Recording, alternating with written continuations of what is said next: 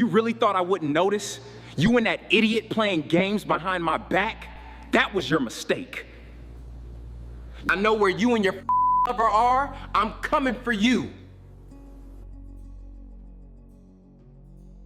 February 23, 2024, Silverbell Slope, Aspen Ski Resort, Colorado. Murder of Sienna Collins, 28 years old, shot with a .308 Winchester sniper rifle while skiing with instructor Blake Stone. The shot was fired from a distance of 470 meters. Death was instantaneous. The first call to the Aspen Resort Emergency Response Service came at 11:17 a.m. from Harold Fisher, a 72-year-old retired federal judge from Houston. The dispatch recording captures the elderly man's trembling voice as he reports a skier lying motionless in the snow and an instructor shouting beside her. Dispatcher Sarah Mills tried to determine if medical assistance was needed, but Fisher could only repeat that the woman was not moving and that there was a dark red stain on the white snow around her head. A mountain rescue team led by Mike Connor arrived at the scene 11 minutes after the call. Connor's report, compiled on the same day, states that the woman's body was lying on its side 7 meters from the main ski slope, at a point where the slope levels off slightly before turning towards the ski lift. The victim's right ski was 3 meters from her body, while her left ski remained attached to her boot. Her ski poles were scattered within a 5-meter radius, indicating a sudden fall. Nurse Linda Thompson, who was part of the rescue team, pronounced him dead at 11:31 a.m. Her report mentioned a penetrating wound to the left temporal region with a diameter of about 7 millimeters, extensive bleeding in the snow, and no signs of life. No attempts at resuscitation were made due to the obvious fatal outcome. His wife, Deborah, added that the instructor's scream was not like a normal cry of fear or pain. It was the sound of someone who had realized something terrible and irreparable. The woman worked as a nurse in the emergency room at a Denver hospital and knew the difference between a cry of sudden pain and a cry of realization of disaster. The Pitkin County Police Department was notified of the incident at 11:41 a.m. The first patrol car, with Sergeant Billy Rodriguez and Officer Jennifer Morley, arrived at the Silverbell lift 37 minutes later. Sergeant Rodriguez, who had been with the police for 12 years and had seen many accidents on the ski slopes, immediately realized that this was not a normal injury, but a murder. Rodriguez's preliminary report, sent to the Pitkin County Criminal Investigations Department, stated, "Gunshot wound to the head, entry wound in the left temporal region, caliber preliminarily 7 to 8 millimeters, no exit wound. The trajectory of the shot is horizontal, from the northeast. The distance to the shooter is preliminarily estimated at 300 to 500 meters. The weapon is high-powered, probably a sniper rifle. The victim was in motion at the moment of impact. There are no signs of a struggle." Officer Morley began interviewing resort staff who had been working on Silverbell Slope that morning. Lift operator Tony Garcia, a 24-year-old local, said he had seen Blake Stone with a female client several times during the morning. The instructor had been giving private lessons to this woman for 3 days in a row. They always arrived at 8 a.m. and skied until lunchtime with short breaks for rest. Garcia noted that the relationship between the instructor and his client seemed professional, but friendly. Stone clearly liked the woman as a student. He often laughed at her jokes, and she listened attentively to his advice. The lift operator had seen many instructor-client pairs during his 4 years on the job and could distinguish between purely business relationships and those involving personal attraction. Pitkin County Coroner Dr. Elizabeth Harris arrived at the scene at 1:15 p.m. and conducted a preliminary examination of the body on site. Her conclusion indicated that death was instantaneous due to the destruction of brain structures by a high-velocity bullet. The time of death was determined to be between 11 a.m. and 11:30 a.m. on February 23rd. Dr. Harris noted the absence of defensive wounds on the victim's hands, confirming the suddenness of the attack. Sienna Collins' body was taken to the county morgue for a complete autopsy. The victim's personal belongings, ski equipment worth about $3,000, gold earrings, a wedding ring, and a latest model smartphone in a waterproof case were seized as evidence. Blake Stone was taken to the Pitkin County Police Station to give a detailed statement as a witness to the incident. In the interrogation room, the instructor gradually recovered from the shock, and his story became more coherent and detailed. Stone claimed that he had only known Sienna Collins for 3 days since Monday, when she first approached him for private ski lessons. According to Stone, Sienna booked private lessons through the resort's booking service, indicating a high level of skill and a desire to improve her technique on difficult slopes. The instructor noted that the woman did indeed demonstrate excellent skills, but she lacked confidence when descending steep slopes and turning at high speeds. On Monday and Tuesday, they worked on technique, and on Wednesday, they planned to reinforce what they had learned on a more difficult slope. Detective Harper Reed of the Pitkin County Criminal Investigations Division took charge of the case at 2:30 p.m. 39-year-old Reed had 15 years of police experience, including 5 years with the Denver Police Department's Homicide Division, before moving to the quieter Pitkin County. During her time in Aspen, she had mainly investigated thefts, domestic violence cases, and drug crimes, but her experience with homicides helped her immediately prioritize the investigation. Detective Reed's first order of business was to conduct a thorough search of the area where the shot had been fired. The bullet's trajectory pointed to a section of forest northeast of where the victim had fallen, where a thick spruce grove came close to the edge of the ski slope. A group of 4 officers led by Sergeant Rodriguez began combing the area for shell casings, signs of the shooter's presence, or other clues. Officer Kevin O'Malley, a young police officer with excellent eyesight, found a shiny object in the snow 480 meters from where Sienna Collins had fallen after searching for 40 minutes. The shell casing from a .308 Winchester cartridge lay next to a thick spruce trunk, partially covered by snow. Next to the shell casing, knee marks in the snow and a rifle butt print were clearly visible. The shooter had taken a stable position for an accurate shot. Officer Jennifer Morley discovered snowmobile tracks 20 meters from the shooter's position, leading to a forest road used by resort services to deliver equipment and service the ski lifts. The depth of the tracks in the snow indicated that the snowmobile was quite powerful and heavy, possibly designed for transporting cargo. The tire tracks on the road had been covered by later traffic from the resort service vehicles. Forensic technician Demont Watson arrived at the scene at 3:10 p.m. with a full set of equipment for collecting and analyzing evidence. 41-year-old Watson had been working as a ballistics expert for the Colorado State Police for 17 years and was considered one of the best firearms specialists in the region. He was immediately intrigued by the choice of caliber. The .308 Winchester was a powerful hunting cartridge, ideal for long-range shooting. Watson carefully documented the shooter's position, taking detailed photographs and measurements. His preliminary assessment was that the killer had serious shooting skills. Hitting a moving target at a distance of almost 500 meters required not only an excellent weapon, but also professional training. The expert noted that the shooter had chosen an ideal position with a good view of the slope and convenient escape routes. The shell casing was carefully removed from the snow and placed in a plastic evidence bag. The brass surface clearly showed the marks of the firing pin and ejector, which would allow the specific weapon to be identified when found. Watson also took snow samples from the firing position for possible detection of gunpowder residue or other microparticles. While working at the scene, Detective Reed started gathering info about the victim. Sienna Collins' documents showed that she lived in Denver at 2487 Cherry Street and worked as a digital marketing specialist at the tech company Innotech Solutions.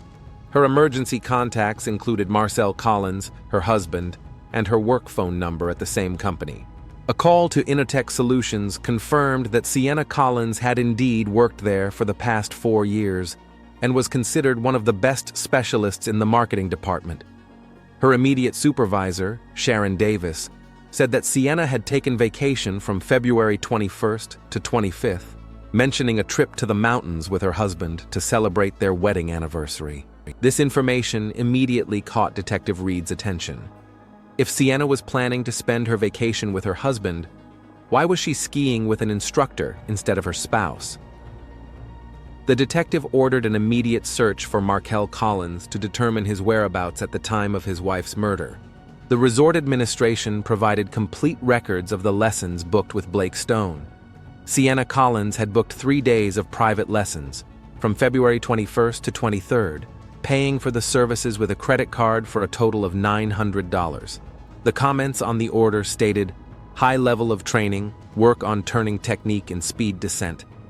Blake Stone, continuing to testify at the police station, gave more details about his lessons with the victim. The instructor described Sienna as a determined and attentive student who was serious about improving her skiing technique. The woman arrived at the slopes at 8 a.m., sharp, well-equipped, and physically prepared for intensive training. When Detective Reed asked about personal topics in conversations with the client, Stone admitted that Sienna had mentioned problems in her marriage. According to him, the woman complained that her husband had become cold and distant, stopped paying attention to her, and was completely immersed in his work.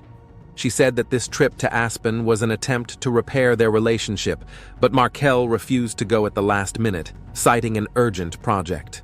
This information made Detective Reed take a closer look at the victim's husband. His refusal to go on a trip that was planned as an attempt to improve their relationship could indicate serious problems in their marriage. The detective knew from experience that family conflicts often become a motive for murder, especially when it comes to divorce and property division. Stone also said that during yesterday's class, Sienna received several phone calls, after which she looked upset. The instructor did not hear the content of the conversations, but noticed that after one of the calls, the woman stood for a long time with the phone in her hands, looking at the screen, and then abruptly turned off the device.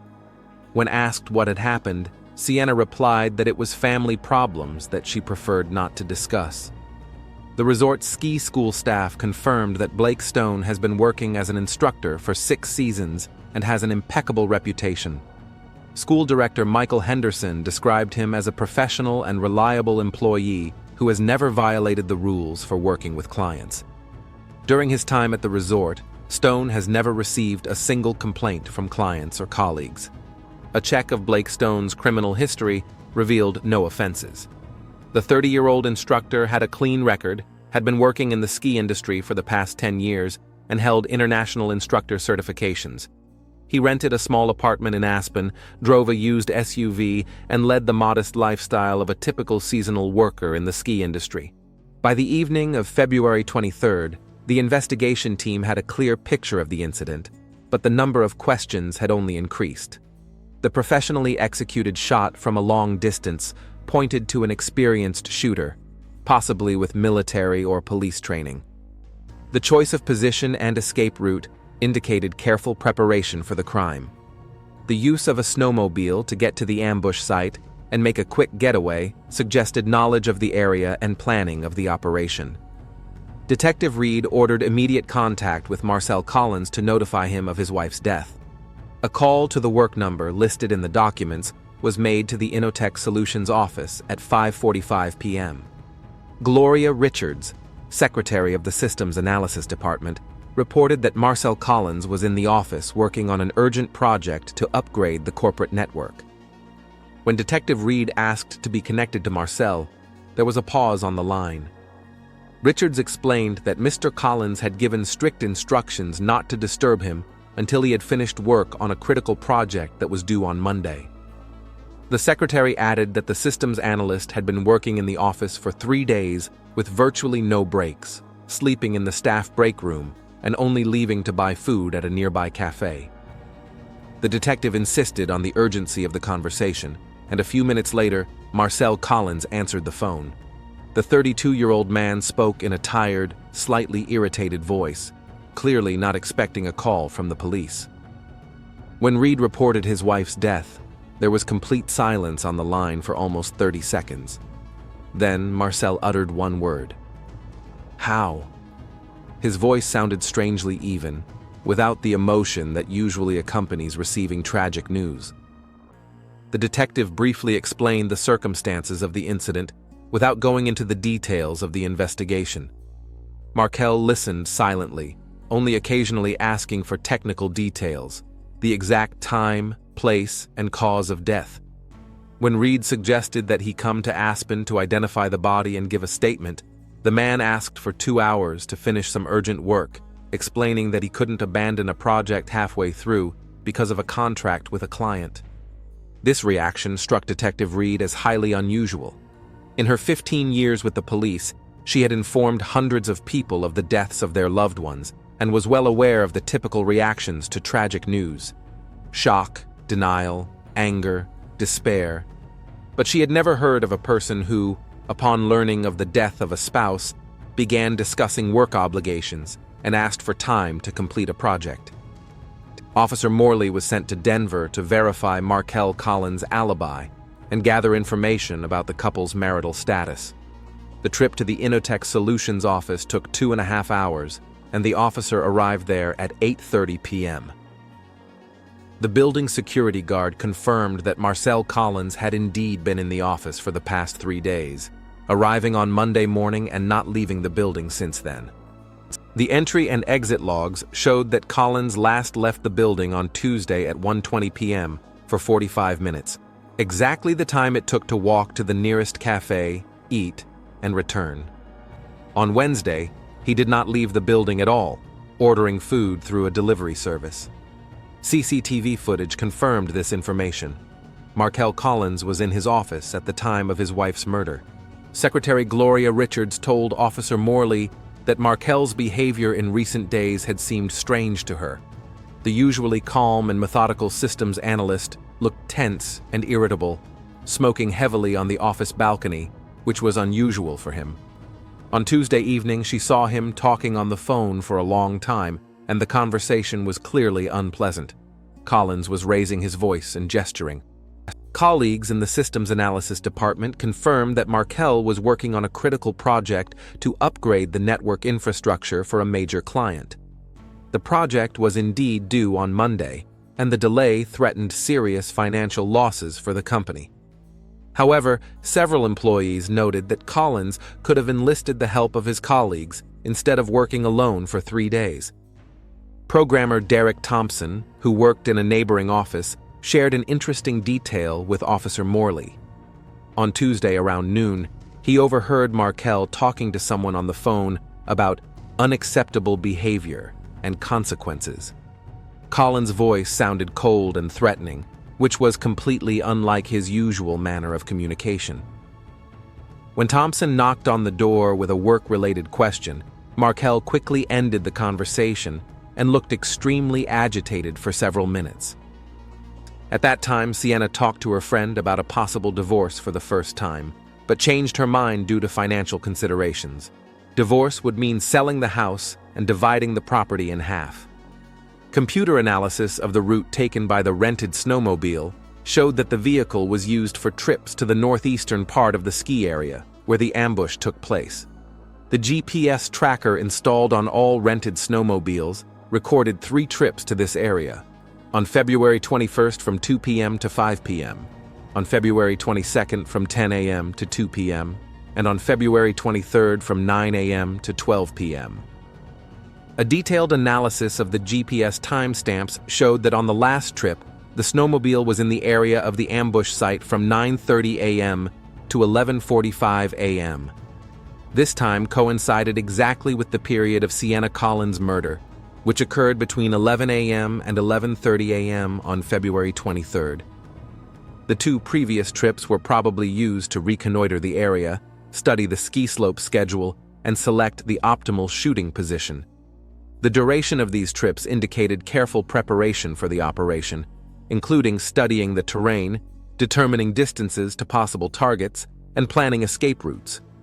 Ballistic analysis of the bullet extracted from the victim's body during the autopsy confirmed Watson's preliminary conclusions. The deformed 180-grain bullet had the characteristics of a Federal Premium .308 Winchester caliber cartridge with a Nosler partition expanding bullet. Such ammunition was used by hunters for shooting large game at long ranges. The rifling on the bullet made it possible to determine the rifling pitch of the rifle barrel, which corresponded to the standards of Remington or Winchester manufacturers. The number and direction of the rifling indicated the use of a high-quality hunting or target barrel with polygonal rifling for increased shooting accuracy. By the end of the workday on February 24th, the investigation team had a detailed picture of the preparation and execution of the murder. The perpetrator spent several weeks planning the operation, including purchasing a weapon, training at a shooting club, studying the area, and renting transportation. The professional level of preparation and execution of the crime pointed to a person with high intelligence, methodical thinking, and the ability to plan for the long term. Marcel Collins arrived at the Pitkin County Police Station at 10 a.m. on February 25th to give a detailed statement and formally identify his wife's body. The 32-year-old widower looked tired after the long drive from Denver, but he remained calm and cooperative with the investigation.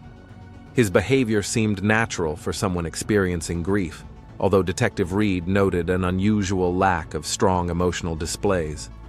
The identification procedure at the morgue took less than 15 minutes. Markel confirmed the victim's identity without hesitation, his reaction limited to a brief nod and the words, "Yes, it's Sienna." Morgue employee Robert Hill, who was present during the identification, noted that the man did not show the usual signs of emotional distress in such cases: tears, a tremor in his voice, or attempts to touch the deceased. Detective Reed began the formal interrogation of Markel at 11:30 a.m. in a specially equipped room at the police station. The conversation was recorded on tape and video with the consent of the interviewee, who refused the services of a lawyer, stating that he had nothing to hide from the investigation. The first questions concerned the couple's marital status and plans for a joint vacation in Aspen. Markel said that his marriage to Sienna had lasted 5 years, and that the relationship had indeed been going through a difficult period recently. According to him, the problems began about a year ago when he received a promotion and began spending more time at work. The man admitted that he had not been paying enough attention to his wife, but explained that this was necessary in order to build his career and provide financial stability for his family. Markel gave detailed explanations regarding the canceled trip to Aspen. According to him, a critical project to upgrade the corporate network had to be completed by Monday, February 26th, and any delay would result in penalties of $50,000 per day for the company. Management held him personally responsible for meeting the deadline, and refusing to work could have cost him his career. Markel claimed that he had suggested to Sienna that they postpone the trip for a week, but his wife insisted on going alone. She explained her decision by saying that she wanted to take a break from family problems and think about the future of their relationship in a calm environment. The man did not object to her plans, believing that a short separation could benefit their marriage. Detective Reed asked a direct question about whether Marcel knew about his wife's infidelity. The man paused for a few seconds before admitting that he had suspected something was wrong with Sienna's behavior over the past 2 weeks. His wife had become secretive, often texting on her cell phone and avoiding physical intimacy under various pretexts. However, he had no concrete evidence of her infidelity and hoped that the problems were temporary.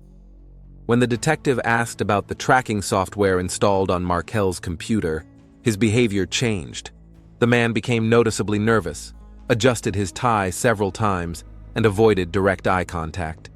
He admitted that he had indeed installed remote access software on his wife's phone, but explained that it was to confirm his suspicions, not to harm her.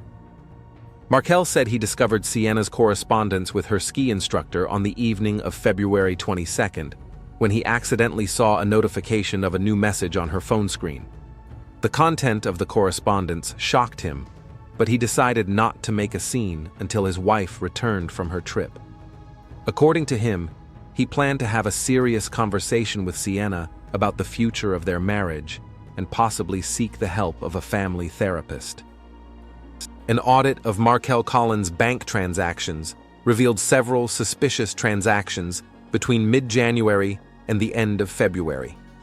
On January 17th, $3,200 in cash was withdrawn from his personal account at a bank branch in downtown Denver. The amount withdrawn matched exactly the cost of a Remington Model 700 rifle with an optical sight purchased at a gun show. Additional cash withdrawals included $800 on January 27th, which could have covered the cost of ammunition and shooting range rental, and $600 on February 20th, enough to rent a snowmobile for 3 days. All transactions were made at different bank branches, which could indicate an attempt to avoid attention to unusually large cash withdrawals. Detective Reed presented Markell with printouts of the bank transactions and asked him to explain the purpose of the large cash withdrawals.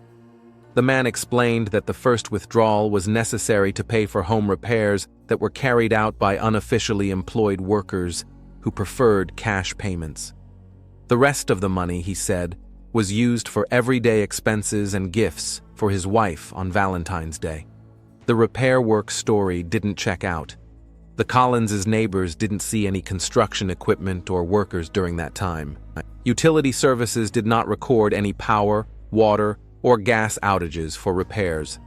The insurance company servicing the family's property policy did not receive any notifications of planned repairs requiring significant costs.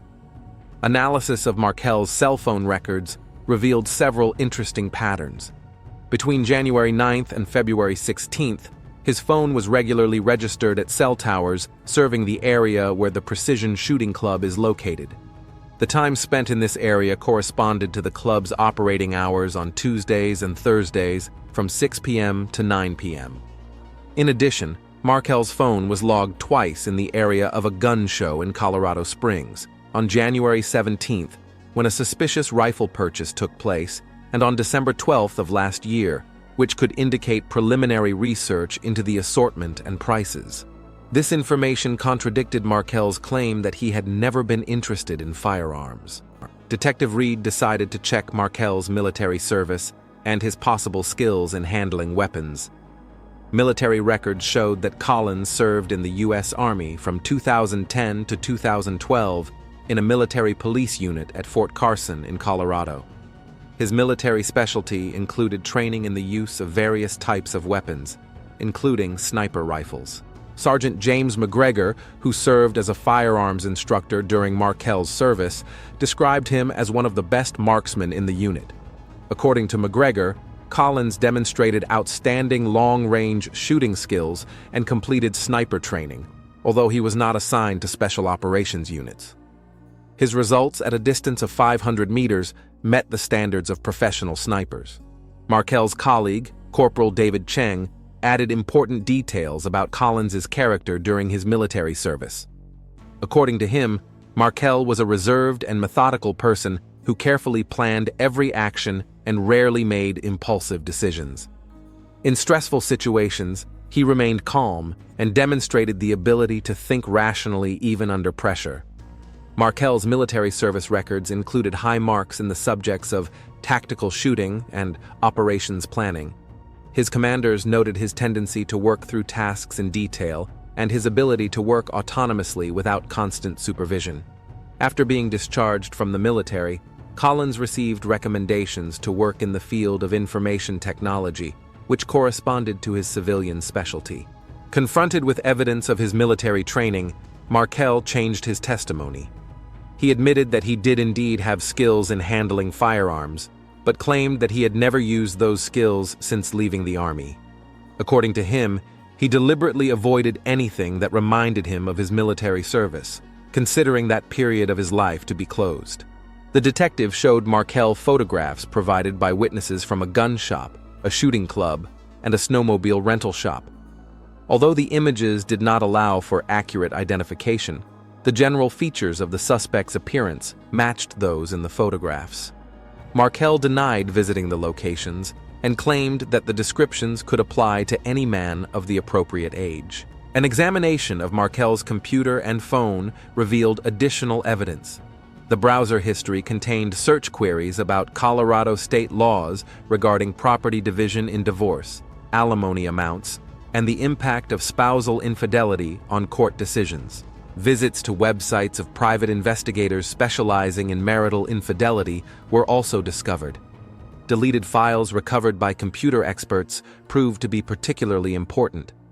Topographic maps of the Aspen area with markings indicating possible vantage points for observing the ski slopes were found on Markel's computer hard drive. The maps had been downloaded from the internet on February 10th, 13 days before the murder. The deleted files also contained ballistic tables for a .308 Winchester cartridge with calculations of the bullet's flight trajectory at various distances, taking into account weather conditions. The tables were created using specialized sniper calculation software on February 20th, 3 days before the crime. The browser search history contained queries about weather conditions in Aspen for the period from February 21st to 23rd, including detailed hourly forecasts of wind speed and direction. Such information was critical for accurate long-range shooting and indicated careful preparation for the operation. Cell phone records showed unusual activity on Markel's phone on the night of February 22nd to 23rd. From 11 p.m. to 3 a.m., the device repeatedly connected to the internet to check weather reports and road conditions on the Denver-Aspen route. This indicated that the phone's owner was awake and actively preparing for the trip. GPS data from the cell phone showed that the device left Denver at 4:30 a.m. on February 23rd and arrived in Aspen at 7:45 a.m. The route taken was the shortest route on the highway, with 2 short stops to refuel the car. The travel time indicated speeding and a desire to arrive at the destination as quickly as possible. The return trip began at 12:15 p.m., 45 minutes after Sienna's murder. The phone arrived in Denver at 3:20 p.m. and remained there until the police arrived at the company's office. This data completely refuted Markel's alibi that he had been in the office all day on February 23rd. The confrontation with the cell phone data was a turning point in the interrogation. Markel was unable to explain how his phone ended up in Aspen on the day of the murder if he himself was in the office in Denver. His attempt to claim that the cell phone data might be inaccurate was refuted by detailed logs from the cell phone operators confirming the device's movements. By the evening of February 25th, Detective Reed had sufficient grounds to arrest Markel Collins on suspicion of murdering his wife. The body of evidence included a motive in the form of infidelity and insurance payments, the opportunity to acquire a weapon and prepare for the crime, as well as the refutation of his alibi by cell phone and bank transaction data. Markel Collins was arrested at 9:45 p.m. on February 25th at the Pitkin County Police Station. Detective Reed read the suspect the charges of first-degree murder with extreme cruelty, after which Markel was officially taken into custody. The man listened to the charges in silence, showing no visible emotion, and refused immediate legal representation, stating that he was willing to continue cooperating with the investigation. The nighttime interrogation began at 10:30 p.m. in the presence of duty prosecutor Thomas Eldridge and court clerk Martha Simmons. Detective Reed systematically presented all the evidence gathered to the suspect: cell phone data, bank transactions, witness statements, and ballistics test results.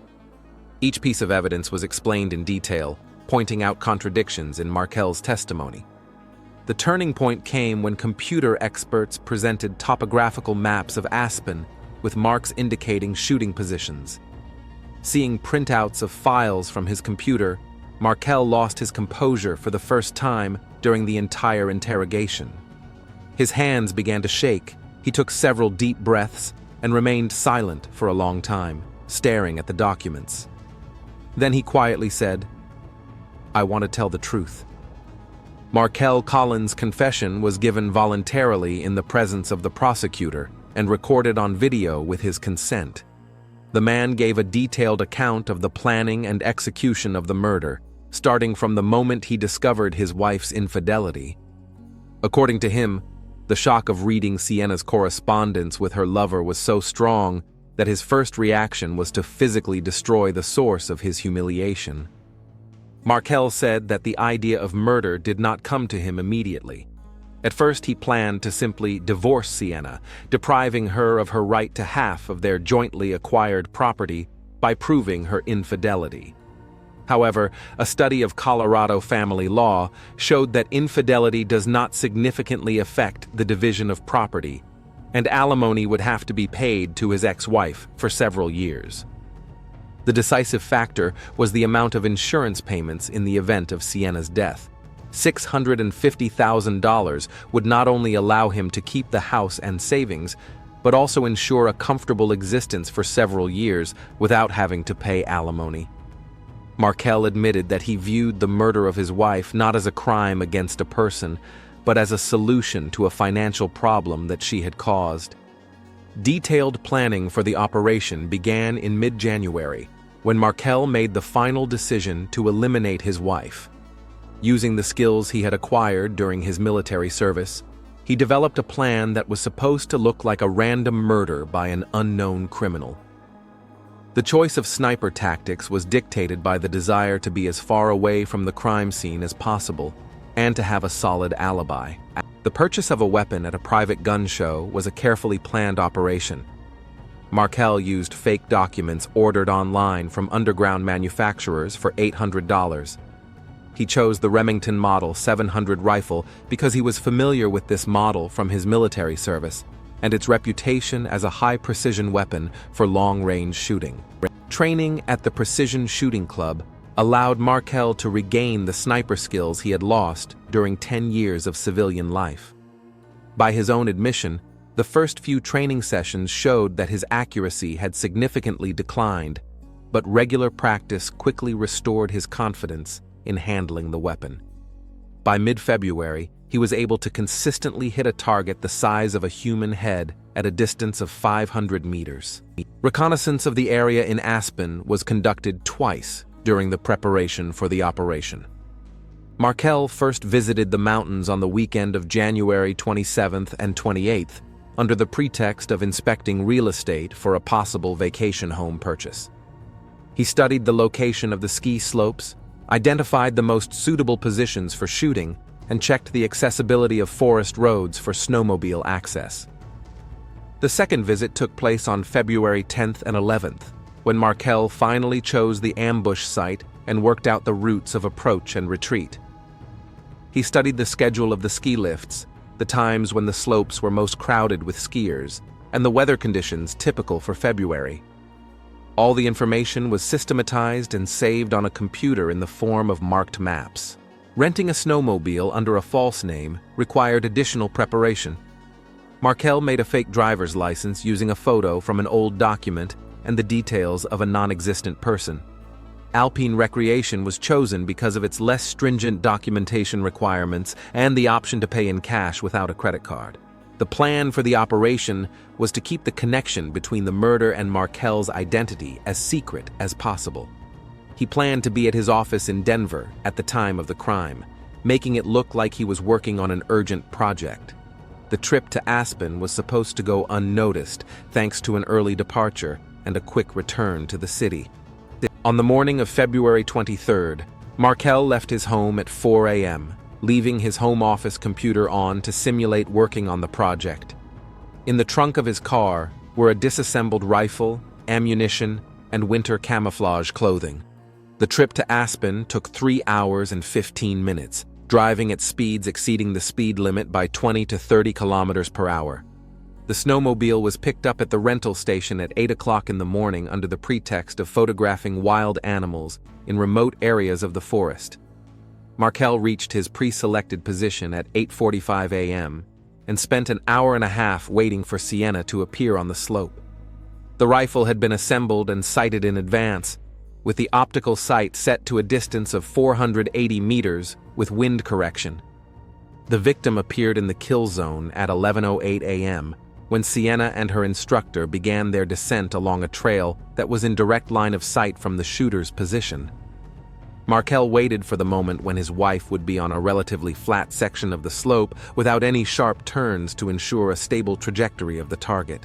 The shot was fired at 11:17 a.m. from a distance of 473 meters. Marcel admitted that he aimed at the center of the victim's head, taking into account her speed and the direction of the wind according to ballistic calculations. The hit was accurate and resulted in instant death.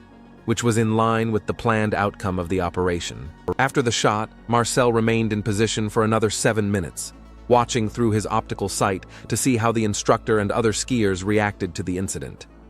Satisfied that his position had not been discovered and that no one was moving in his direction, he dismantled his rifle, collected the shell casing and other traces of his presence. However, in his haste, one shell casing was missed and remained in the snow. The return to the snowmobile rental point took 23 minutes along a pre-planned route through forest roads. The vehicle was returned at 12:05 p.m. under the pretext of an unsuccessful photo hunt due to the lack of wild animals in accessible areas. The rifle, disassembled, was in a sports bag, which the renter explained was photography equipment. The trip back to Denver began at 12:15 p.m., immediately after returning the snowmobile. Markel admitted that he stopped several times along the way to scatter the rifle parts in different locations. The barrel was thrown from a bridge over a mountain river, the stock was broken and thrown into a trash container at a gas station, and the optical sight was broken and buried in the woods by the side of the road. He arrived at the Inatex Solutions office at 3:25 p.m., looking like someone who had worked all night on a difficult project. He pointedly complained to his colleagues about how tired he was and how he needed to finish some critical work as soon as possible. The rest of the day was spent pretending to work on a real project. Receiving the news of his wife's death from Detective Reed did not come as a surprise to Markel, but he admitted that he had underestimated the speed and thoroughness of the police investigation. In his opinion, the murder should have looked like an accidental crime, possibly committed by a poacher or a mentally ill person. He did not anticipate that the investigation would be able to establish the professional nature of the operation so quickly. The motive for the crime, as Markel admitted, was not only revenge for infidelity, but also practical considerations.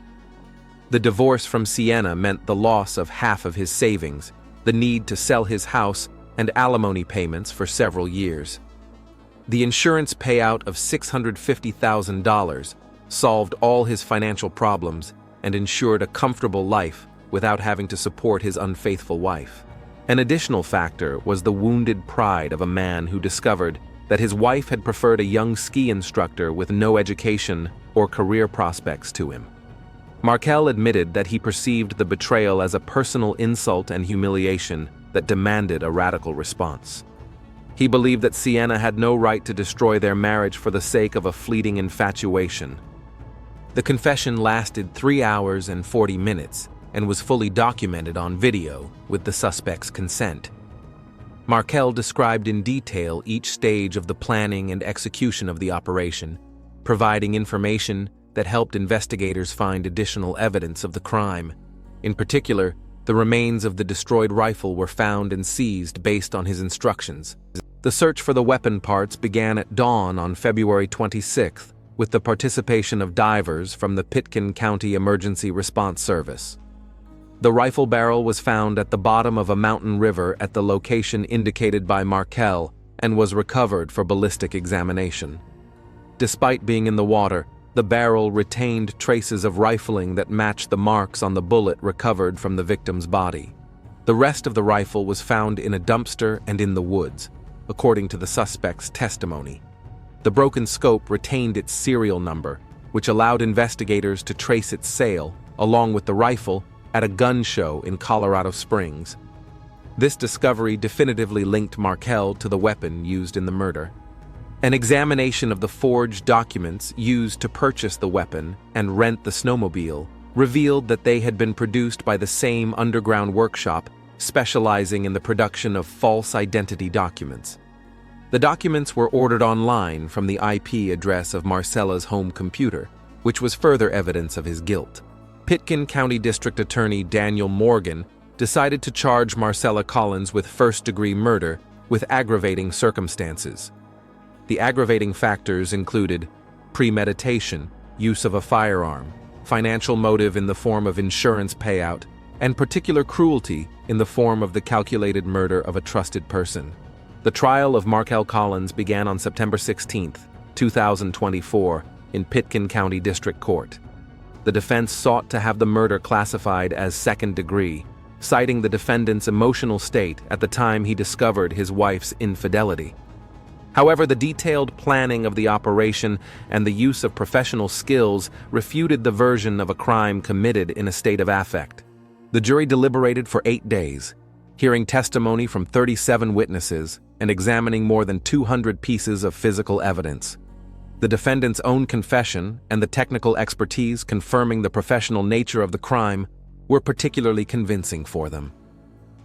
On October 12th, the jury returned a unanimous verdict of guilty for Markel Collins on first-degree murder. The sentence was handed down on October 15, 2024, by Judge Elizabeth Harrison. Markel Collins was sentenced to life imprisonment without the possibility of parole. Upon hearing the sentence, the defendant showed no emotion, listening to the court's decision with the same calmness with which he had given his confession. Blake Stone, the ski instructor who witnessed the murder, left Aspen a month after the tragedy and moved to Vermont, where he continued to work in the ski industry. In an interview with a local newspaper, he admitted that he had long been unable to shake off the guilt he felt for having an affair with a married woman, which indirectly led to her death.